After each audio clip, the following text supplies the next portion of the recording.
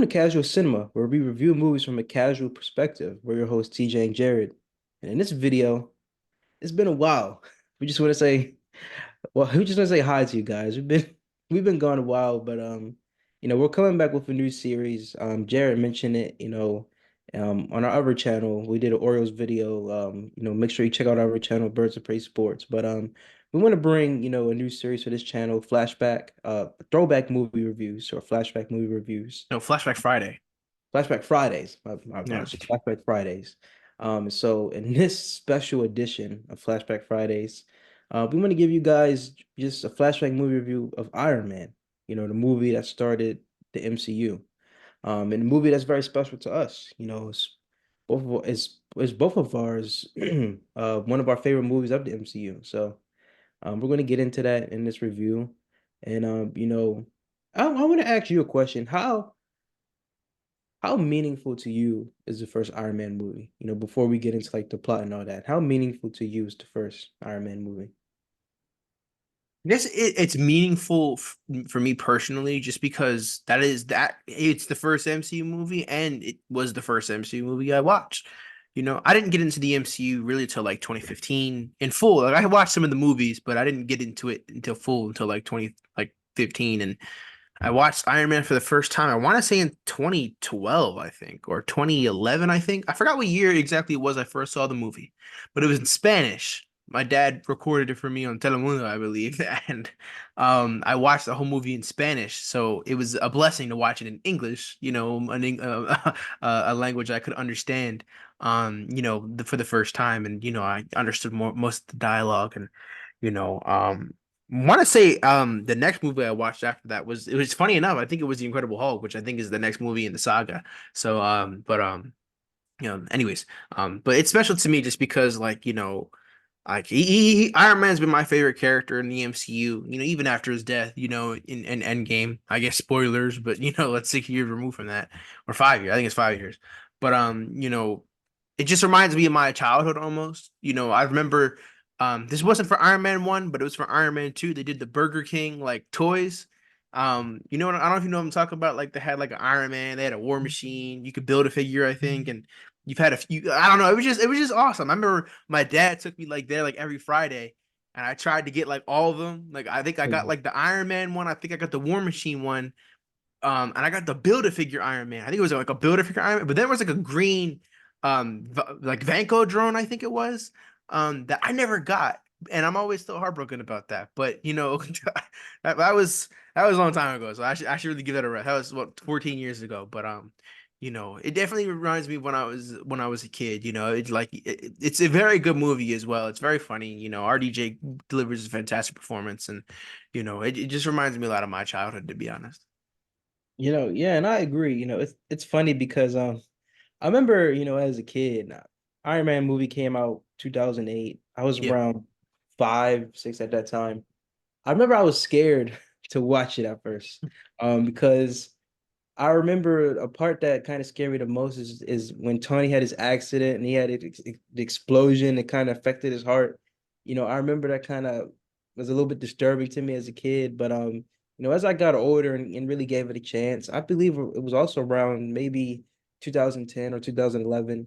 And I watched the movie. I actually really enjoyed it. I really Mhm. liked watching the Iron Man suit up scene. Him like putting his whole body in like that sort of contraption that he made and just having the armor sort of symbol on him. And also just outside of the movie, I remember around that time, Burger King and even McDonald's, they had those Happy Meals. It was kind of fun trying to collect all the toys and stuff. I honestly wish I still had it. I remember for Spider-Man 3, Yeah, especially yeah. did it a lot. I know what you're Um, talking about. Yep. I yeah, was just so thinking about that. yeah, that movie it had a big aura, around us as kids and a little bit of nostalgia as well. So that just shows you guys how much, the first Iron Man meant to us. And I just want to say, I've been watching superhero movies, even before Iron Man. I think my first actual superhero movie that I watched was Daredevil.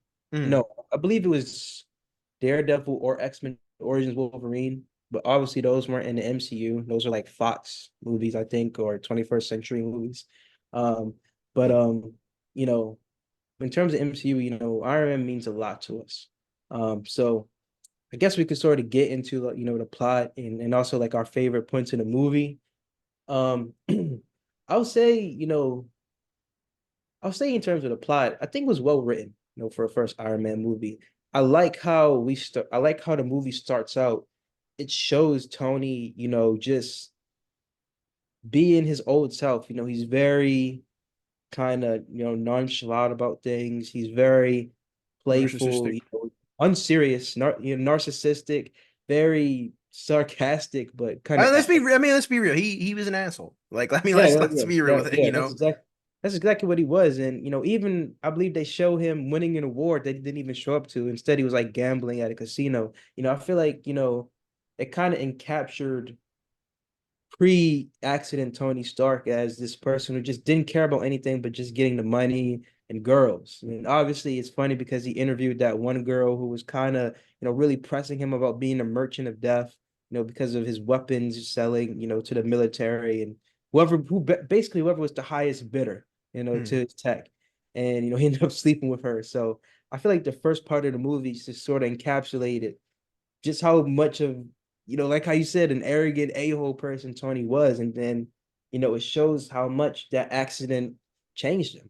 I like Yeah. how when he came back, instead of being kind of like robotic and very, very like just Arrogant. preppy, like how Yeah. Obadiah Stane was when he came back, and wanted to talk to like the press and media who are wondering where he's been. He wanted everybody to sit down. He wanted to kind of Yeah. be on the same level as everybody because he was brought very much down to earth, when he was in that cave, fighting for his life, with Jensen, who we'll get to a little bit later. But I liked how, the movie showed how much that affected him. It showed how much he saw what his weapons were doing in the hands of the wrong enemies, because that's where it seemed like almost the majority of his weapons were going to, were the hands of the enemy. So I like how the movie showed that, and just I feel like he has one of the best character progressions in the MCU in general. I like how he wanted to use his tech as good and wanted to offer more to the world besides just weapons of death. Like how he was criticized for the majority of the movie. And obviously we get to see him go back to the place where he was, and captured, and just get a little bit of revenge on the terrorists who were kind of plaguing and terrorizing, the innocent, civilians of those villages. So, it was good to see his progression throughout the movie. Obviously, we learned that Obadiah Stane, his name is kind of funny, Stane, Obadiah Stane, you know, kind of set everything up for him to get captured and honestly to get him killed. I'm pretty sure he didn't expect him to escape out of that cave, but it's just funny because I remember we were watching it. I kept calling him fake. Like he just had that fake, nice attitude, that fake smile. It's that fake Tony, Tony. Oh, we want to play ball. Like, no, no, I don't believe you. I'm like, get off of me. But yeah, yeah. I really like, the progressions of the characters throughout the movie. I think it was a very, very strong entry into the MCU. And I'm curious to know what you think about the plot. Yeah. For a while, it was one of my favorite MCU movies at the time. It was always an easy rewatch. It's and even now it still holds up very well. I think the story probably is very personal to RDJ just because, it's almost kind of the progressions of him and in his life. He went through a lot, before he was in the MCU, going to jail, had, substance abuse problems and believe there is a story or something like that he had Burger King and he said it was so gross and he like changed his ways after that. He like threw all of his like substances in the ocean or something like that. And kind of funny, he comes back from being captured. What does he want? He wants Burger King. So I Mhm. think that was a reference to his real life change of mindset, and that's just what sets it in motion. He cancels the weapons program after he eats his burger, he at his press conference, and you can't, like I said, cancels the weapons program, and it was just nice to see. Like he definitely was a guy before he got captured, was a guy who just didn't care about anybody. He only cared about was money, women, and well, I don't even care about women. He cared about sleeping with women, like how you said, and he just didn't care about anything. There was nothing for him to care about, and it's a man without love, almost, like nobody loves him. He doesn't love anybody. Everyone loves him for like his money, his fame, his good looks or whatever, but nobody loves him for him, and when he goes over and gets captured, I forgot where that is exactly, but he's captured by the Ten Rings, I believe. Um, you know, that all of his interactions with Yinsen is just so interesting, because you know the progression of him just there, just that when he's captured alone, like he saves his life. He doesn't really need Yinsen for everything that he did in the cave, but he said he needed him. He saved his life because in his head he thinks that Yinsen is trying to get to his family, and Yinsen had lied to him. His family was already gone. He didn't. He wanted to die. Actually, he didn't want to survive this situation.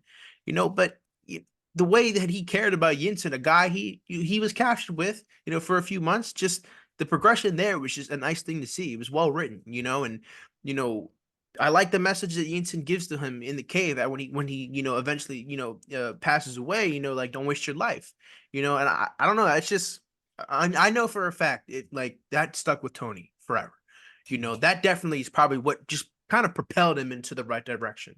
Obviously when he comes back, he's still kind of, you know, the same ish, arrogant, but like there's a sense of awareness now, like there obviously there's probably a sense of trauma as well, probably some form of post-traumatic stress, kind of like how he had in Iron Man 3 after the Avenge of the Avengers movie.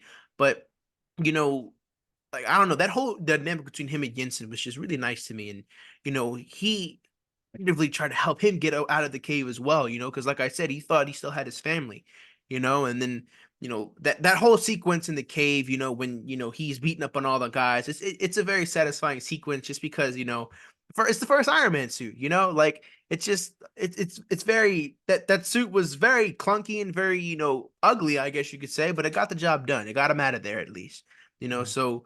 And I don't know, that whole scene where he's just watching the news and like figuring out like his repulsor beam, I believe he can be used as a weapon for him, not just as a flight device. Like just to see like when he goes over there and like like saves all the people there. I just think that's a great moment. Like how you said, it was a good revenge moment for him, but it also prevents other people from going through what he went through. I think it's kind of interesting that they focus on that kid and his father, because we know Tony's Tony and his father's relationship has always been kind of strained. They Yeah. never really seem to bond correctly. Obviously in Endgame they kind of, rewrite that, not rewrite that, but kind of, propel forward that Tony's father did care for Tony. He loved Tony. He loved him before he was born. But maybe just didn't know how to convey it as much as a great father. And even the message in Iron Man 2 that the one, I don't know if you remember, like when he's like watching a video his dad made about like the one city they were trying to create or whatever, the one little Stark Expo, whatever. And Tony, like his father, like saying my greatest creation isn't all this, it isn't this arc reactor, it isn't anything, it's you. So their relationship, like was strained, but that progression, their relationship grew after Tony's death. And going back to what I was saying, it was just interesting to see how like he prevented you know like a kid losing his father, and and a lot of kids probably losing. There was a lot of kids in that situation, a lot of kids losing their father, because I just think that having a father figure in the household is probably one of the most important things, of a child's life, especially like boys like us, or men. I guess we're men now, but now we're not boys, but I just think that's a nice moment, right there, like just seeing the progression over the film. And but he gives that touch of arrogance at the end, like he tries to hide that he's Iron Man, but he's like, you know what, I want it all. I'm Iron Man, so very well written film, a fantastic entry to the MCU. It had to work. It was very risky, but it had to work, and it did work, and I'm really glad that it did. Yeah, I'm glad that it did too. And I guess another thing that I enjoyed about the film was I like the little sort of nods and Easter eggs to to the old Iron Man comics. I believe one that I sort of kind of caught is when he's rendering his armor for the first time, it's all gold at first. Mhm. And I remember in the old Iron Man comics, the armor that he actually used to get out of the cave was an all gold armor. And it was just sort of cool to kind of see that. I believe, when Rhodey is calling him, or no, I believe when Tony is calling Rhodey when he's getting chased by one of those F-50 Raptor jets that the US military has, Right. Rhodey's ringtone is actually the old Iron Man theme song.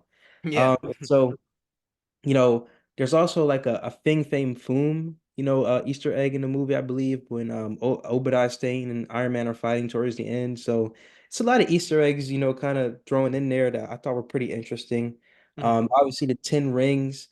I will Yeah. say it's pretty interesting how they handled the 10 rings. Um for the longest time, I'm pretty sure MCU fans thought that, they were kind of gonna lean into that, especially with the Mandarin. But then Mhm. in Shang-Chi, you know, Emperor Wenwu is basically kind of like, he's the controller of the Ten Rings. He's kind of like their Mandarin, type of figure, until Shang-Chi Right. obviously gets him towards the end. But I thought it was pretty interesting what they did with that. Obviously it kind of carries throughout, until Iron Man 3, that whole fiasco. I feel like they kind of made a mistake with the Mandarin villain. They Yeah. kind of made him somebody that wasn't serious, and it was kind of silly in a way. So I like how they kind of rebounded that, into Shang-Chi eventually. It took them almost about 10 years, but they finally got it together. But you know, I just I just think this movie, did the Iron Man character very right. And it's one of those superhero movies that, respected, their respective comic book character, and Mhm. instead of tarnishing it. I feel like, before this, there were some bad superhero movies. I mean, the Fantastic Yeah. Four, Daredevil movie that I mentioned, Mhm. even X-Men Origins Wolverine got a lot of bad press. Uh, Mhm. this movie, I'm pretty sure the directors also looked at those movies and saw the mistakes that were made, and they put a lot of care into this one. Yeah. Um, I would say hands down, this was and still is the best Iron Man movie. Yeah. Um, Oh and yeah, for sure.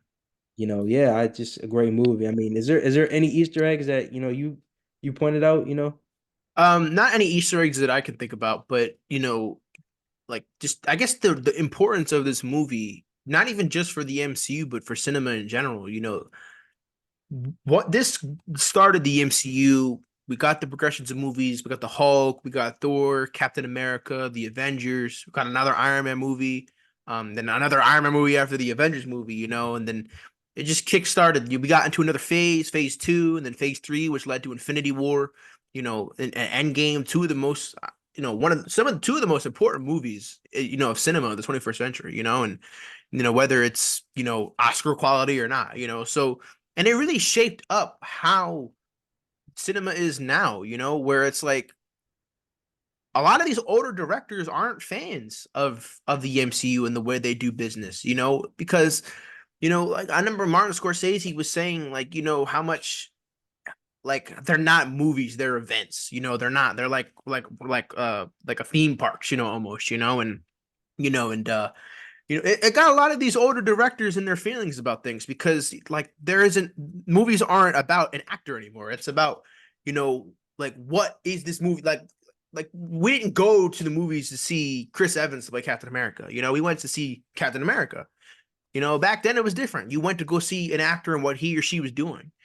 So but now it's more of a, kind of blockbuster type of thing. These smaller movies that used to be successful maybe back in the day aren't really that successful anymore. So I guess I can understand where he's coming from because he's not going to be this big budget movie director. He's going to stick with his small scale, mafioso type movies, but you know, I don't know. It changed cinema. These movies changed cinema. Maybe for the better, maybe for the worse. I guess it's really up for how you interpret it. But this is the movie that started it all. And then everybody tried to do their own cinematic universe. DC did. That failed. Even Transformers tried to. That failed horribly. Saying like a DC failed horribly as well. They have to reboot and everything. So everybody wants their own piece of this cinematic universe, and even Marvel can't get it right now. So it just shows you how complicated it is. They Yeah. struck lightning in a bottle here with Iron Man with his casting, and they kept striking. They kept getting lightning in a bottle over and over again until they ultimately led it up to the Thanos saga, which was Infinity War and Endgame. Two of my favorite movies in the MCU. I think Infinity War is probably my favorite movie in the MCU. It's a really good movie, but this is an Iron Man review. We can review that another time. Yeah, and that definitely can be our next movie review. But yeah, I definitely, did hear about that, Martin Scorsese comment. Um, Mhm. it's true, he even criticized the Marvel movies for not really being real cinema, just like how you Mhm. explained. But I definitely feel like, Marvel movies, have kind of hurt their own genre of cinema for the worst. Yeah. It's definitely been more quantity over quality for them lately. Yeah. So hopefully, they can, reverse that and have quality over quantity.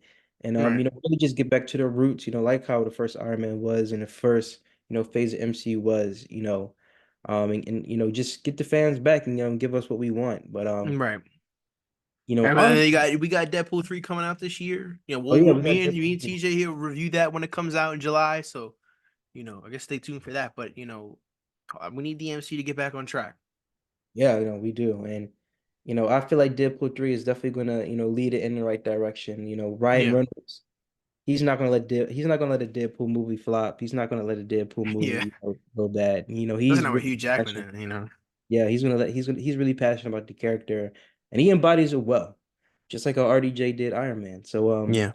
for me personally, that's all I have left to say about the movie, about the plot, Easter eggs, and just the impact that it had on us as well as MC. Mhm. Is there any final, words that you want to say about it? And also, we got to give our rating, our I'm casual gonna score. say we got to give our casual score or casual rating, whatever. There really is nothing else to say about it besides like it just brings back memories.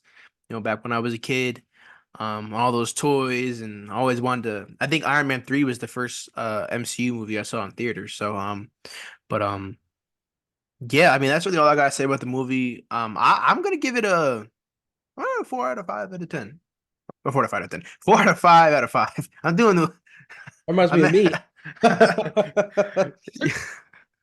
uh, Hey, but I'm gonna even. Are we doing it at 5 or out of 10? I think it's out of 10. It's out of 10. Out of 10. All right. Well, then I'll give it like. I'll give it like. I'll give it a 9 out of 10. I really like this movie. Yeah, I agree. I really like this movie a lot.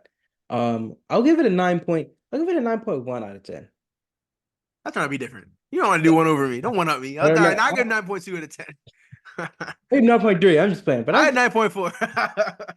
but serious, I'll give it a 9.1 out of 10. It's definitely a great foray, for the MCU, a home run hit, and the rest is history, as we know. Um, it's just a very nostalgic movie, just a movie that really, honestly, it brought a lot of attention to the Iron Man character. Yeah. Believe it or not, before that movie came out, Iron Man wasn't really known that much, and Right. DC probably had the most known superheroes. Right. A lot of Marvel heroes were really like obscure and not really that known. It seemed like maybe besides like Right. Spider-Man or Hulk, but And Marvel Studios didn't even have the rights to the most popular characters like the X-Men or yeah. Spider-Man or whatnot. Like they were with Sony and then X-Men was with Fox, so they were playing with a lot of these B C-list characters like Tony and Iron Man and Captain America and maybe not the Hulk as much, but like this and even like think about like the Guardians of the Galaxy. They're Oh probably yeah. like D-list B-list. characters and Yeah. right, and then Ant-Man probably F-list, if that's a Yeah. thing, You know, so they didn't have a lot to play with and they made a lot out of it. yeah, before I end my take, I just want to say that, that's another thing that the MCU has done, they've, taken characters that are, you know, definitely not, coolness wise and ability wise, but just, a known, just being known to the general public and attention wise, Yeah, D-list, F-list characters, and they brought them up, into the spotlight. I mean, I remember for the longest time, nobody talked about Black Panther. right, Nobody knew about Black Panther, T'Chaka. Nobody knew anything about him. And then comes 2018, and then on everybody knows about him. He's like a A-list Marvel character right now, and I love what they're doing. They're bringing guys like Moon Knight. They're gonna have a Blade movie. They want to even bring hopefully. the Black Knight, who had a couple Easter eggs in the Eternals, which I've heard about him for a long time. Obviously Ghost Rider, I really want to see what they do with him. He's one of my favorite Marvel characters. Um, so, just the way they're able to just bring up characters that are lesser known and just bring them into the spotlight. It's been very beautiful to see the MCU do that. And I like how eager they are to just get as much characters as they can. It seems like a lot of like studios only want to go for the known characters, but the MCU is, it's kind Sony. of going against them right now because they're doing a little bit more, quantity over quality, but they're trying to go into those lesser known characters. So I really appreciate that. Yeah. But that's all I got left. Is there any, last uh remarks you want to make? Nope. Oh, that's all we got for you guys in this video. It's great to be back on this channel, we'll say. It was very fun to, do a flashback movie review, like Iron Man. We're going to get some more for you guys. I'm thinking some movies, we could probably do next. Definitely, the Infinity War saga. I feel like that video we should just combine both of the movies, or maybe we could do individual, but definitely do that movie next. Maybe we could do Spider-Man 3 because that's a movie we always kind of referred to. That's Oh, that movie's like big in TJ and Jared lore, Spider-Man 3. But yeah, that really is. But oh yeah, maybe we to can say watch something. the movies, the Toby, Andrew, and Tom Oh movies in yeah, the when they come in the theaters. Like theaters. Yeah. that's something they're starting in April. Oh yeah. We'll definitely bring that to you guys. But there's a lot of movies we can do. There's a lot of movies that we reference, a lot of times, and we're excited to be back. Obviously we don't really have as much MCU projects to pick through this year. It's just Deadpool 3. They're gonna be Which, releasing some TV shows, but I'm really bad with TV shows, guys. I can't really keep up. yeah, But tell me about it. Awful, come off. on, Just 0 to 10. come You get the 0 to 10 star ratings here. on. But once again, we can't Terrible. we can't stress enough and emphasize enough. We're happy to be back on this channel. It's really fun. And we're going to be bringing more content to you guys for Right, sure. and more than just MCU content, Yeah, more not than just like Sony Marvel content. Absolutely not. yeah. Unless, like I said in the one video, unless we're like intoxicated, but that's pretty much it. Unless they want to pay us, bring us over there. Right, yeah. So you Check. pay us to watch this Come movie, on. we'll talk good about it. But Come on, you guys pay for Madam Web. You can pay for I'm just playing. But yeah, man. That's all we got for you guys today. I hope you enjoyed this video. Hope you guys are staying safe.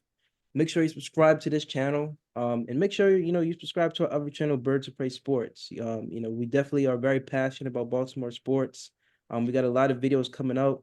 We got opening day coming up, this upcoming Thursday. We're very excited for that. So just check out our other channel, check out our social medias.